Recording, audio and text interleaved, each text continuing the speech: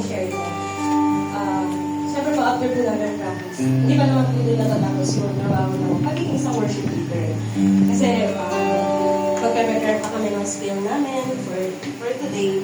Ito yung binabasa ko ngayon, ginagawa ko ngayon. And, nung pagdating ko sa song na to, nahihirapan ako gawan siyang ng skill. Though, napakadali ng itindihan yung song. May mga ganun po kasi, madali siyang itindihan yung kanta. Pero minsan, hirap siyang i-deliver kung paano mo siya sasabihin through congregation. And then, I was asking God for wisdom on how can I make a skill sa song na to. And then, nakasulat ako kagabi, pero sobrang easy lang. Kasi this song reminds us kung ano na yun, dinidescribe niya na kung sino ang Panginoon sa atin. So, how can I do skill? Yung mismong song is only describing how God is sa ating lahat. And then, I remember nung nasa ibang church pa ako, I was attending the youth service, and part ng youth nila, before kami mag-start ng program namin doon, siyempre may devotion kami, and then one of the leader asked us, can we really describe God? Can we? Sabi na, siyempre para sa amin sobrang dali lang magtanong. Madami kang pwedeng sabihin sa Panginoon eh. Madali siyang i-describe through words. Tama po ba? Pwede natin siyang sabihin na mabuti siyang Panginoon, healer siya, mapagmahal siyang Panginoon sa atin, mabuti siyang Ama sa bawat isa sa atin.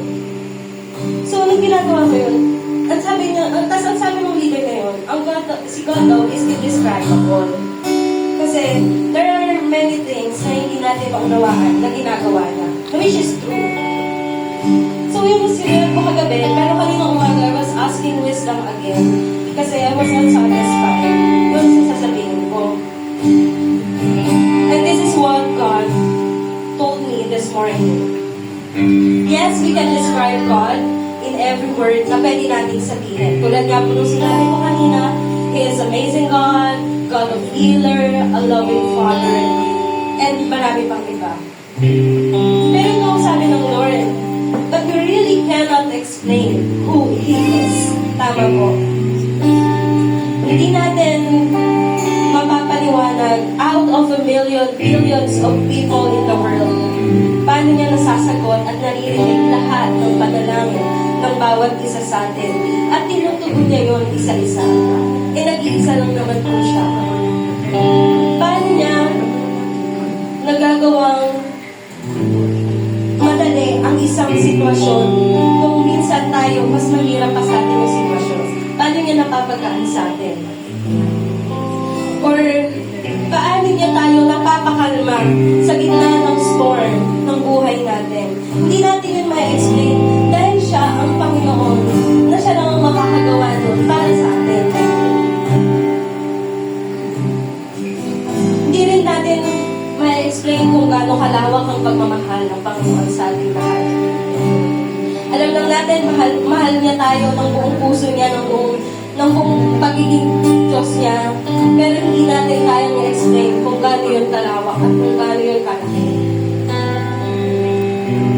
Because He is God alone, and He will remain God sa bawat isa sa atin, even sa mga tao na hindi naniniwala sa Kanya. Kaya niyang mahalin yung mga tao na hindi naniniwala sa Kanya. Amen po ba? Kaya nga po nagbibigay ng chances ang Lord. Kasi ganun talaga siya. Hindi talaga natin kaya i-explain kung ano yung kaya niyang gawin sa buhay ng bawat isa sa atin. He is God. He is unchangeable, unshakable, and unstoppable. Amen? Amen. Ay po ay tumayo at samahan niyo po kami. Awitan muli ang